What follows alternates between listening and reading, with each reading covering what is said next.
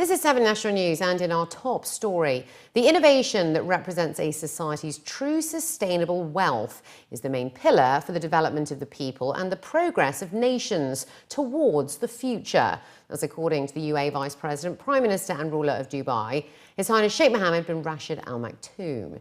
His Highness added that the UAE has adopted innovation as a culture of work and lifestyle in order to build a knowledge-based society led by innovators with a vision of the future to help promote the development of the state and consolidate its international standing. The ruler of Dubai made the remarks when launching the UAE's second annual Innovation Week. He stated that we now want to focus on community innovation. We want to empower the community to offer innovative ideas and initiatives that benefit society, and the UAE government will be ready to embrace these ideas and turn them into reality. His Highness Sheikh Mohammed then urged individuals, government entities, corporations, colleges and universities to develop innovative platforms and to intensify their research into key sectors to build an integrated system to support real change in people's lives and to reinforce the position of the UAE as a global capital for innovation.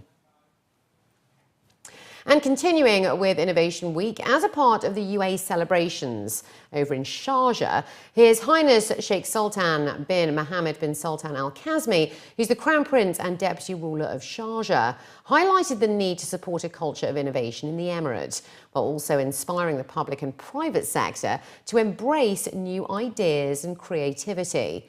While touring the innovative activities of various organisations in the public and private sector, as well as inspecting the works of many students and university graduates of the Emirate, His Highness Sheikh Sultan bin Mohammed stressed that an integrated and motivational environment is essential to promote scientific temperament among the youth, especially students, as they shape the future of the country. The Crown Prince also highlighted that innovation is key to building a knowledge-based society and also for all-round development and growth of the country. As the UAE is home to many bird and wildlife sanctuaries, including Wadi Waraya in Fujairah and the Ras Al Khor Bird Sanctuary, an advanced surveillance system for biodiversity was showcased by students from the Delhi private school, who stated that traditional ways of fighting threats of poaching were a thing of the past, including building fences, installing guards and barbed wire, and why security systems should evolve along with the changes in technology. What we have here is a two-step verification process where we have 3 lasers placed roughly by measuring the average body size and people.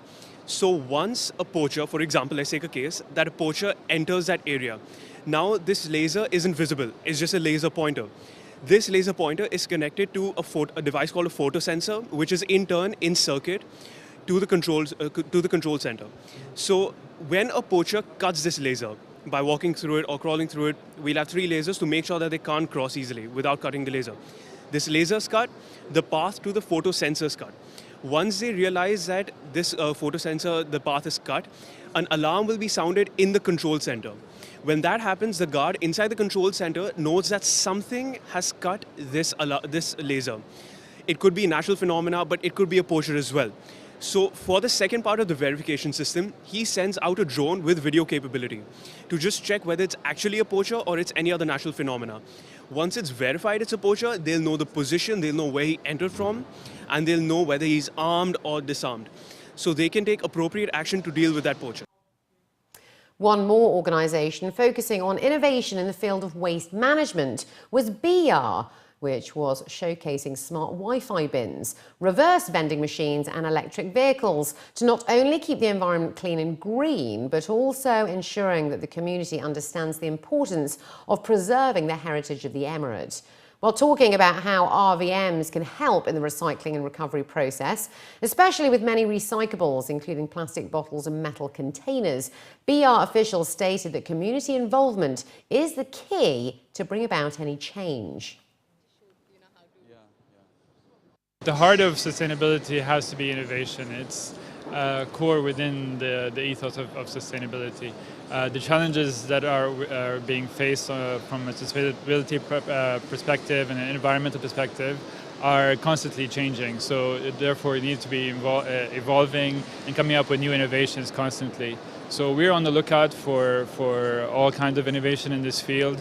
Anything that addresses environmental challenges that are being faced by the society and by the communities, we want to tackle it, we want to discover it, we want to be the first to bringing it to the region, and that's why we created an innovation committee, which is also going out to other countries and learning from best practices there and bringing it to this region as well.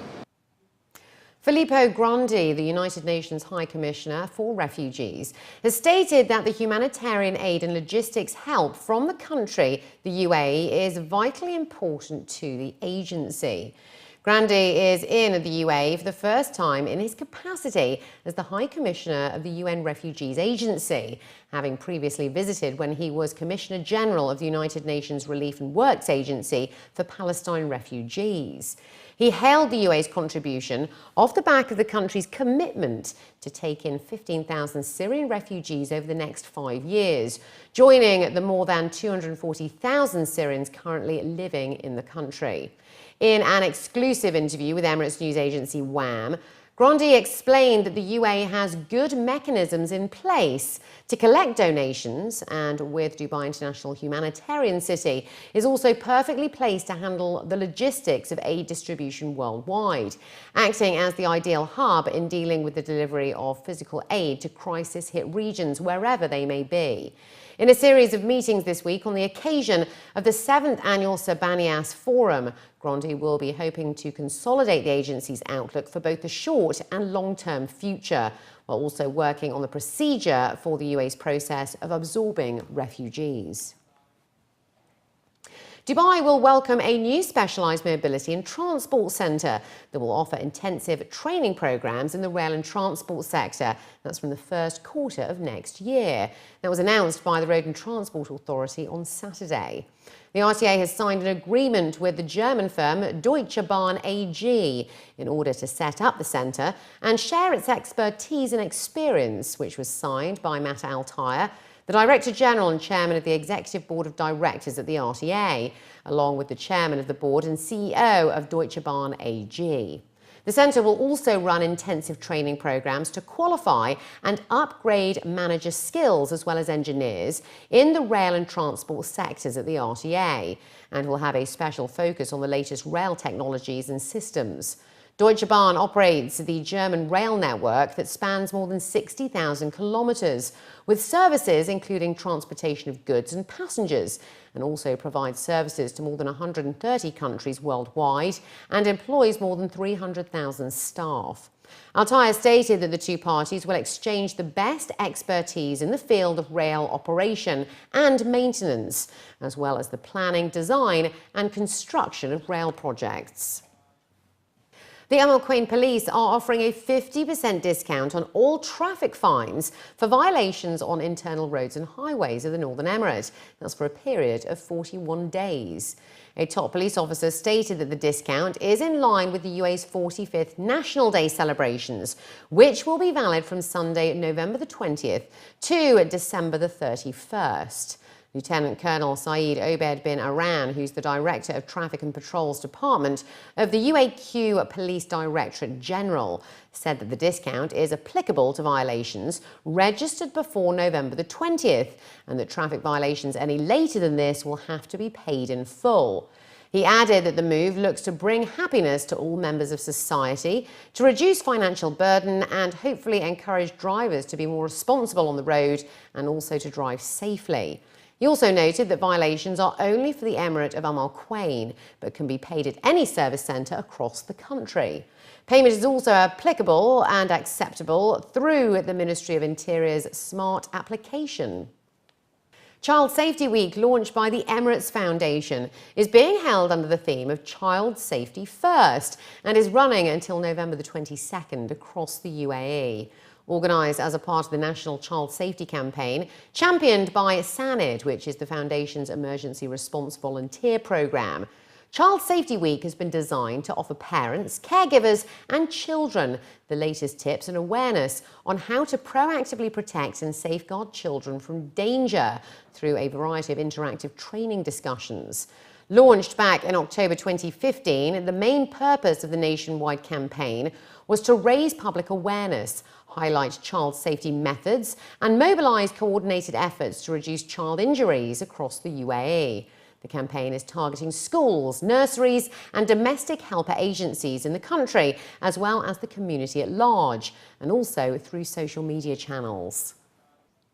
And finally, looking to other news now, 500 influential women gathered at the Women's Show over the weekend in order to learn about the latest in nutrition, health, wellness, fashion and beauty. Now in its 14th year, the ladies were given a first-hand experience on the latest trends in the industry, especially for women, including healthy food, sampling products, health screenings and fun activities. The day's programme was hosted by renowned professional healthcare practitioners and lecturers on a number of topics, including the importance of oral care, laser hair removal treatment and the proper usage of laser for face and body, as well as the latest technology to treat urinary incontinence, which is a common issue among women. We are having a new trend in the treatment for the urinary stress incontinence for the ladies. After the age of the late 30s, late 40s or late 50s. It is the laser machine for the vaginal tightening. It is a very new trend. It is an FDA approved with very marvelous effect for all the patients that we work on. It has no downtime, no complications, no very good results, and no medications and no any other things that can be used, which is before we were the traditional thing for the treatment of the stress incontinence was the surgery, but nowadays no more surgeries. We are depending on the laser for improving the cases, but the cases of the severe incontinence, which is not improved by the laser and the lady lace, we are transferring them into surgery. Finishing off in style was a 1960s themed fashion show, as well as a raffle draw and performances by the Music Hall. The organiser of the event stated that it's been 14 years since the launch of the event, and it still makes her proud to see strong women leave a little more informed and entertained. I'm so proud to say that today is the 14th year that we are running the Women's 3F show. 14 years later, and I'm still surprised and proud to see that all the strong young ladies, they're coming out from this event every time with a little more knowledge, little more informations on health, on beauty, on nutrition, and little more happy because we're having as well entertainment. The event is a mix of exhibition related to everything in our life. We're having screening, we're having nutrition, we're having beauty, then we're having topics, the latest topics and the latest treatment, the latest technology and science, and then we're having entertainment and fashion shows.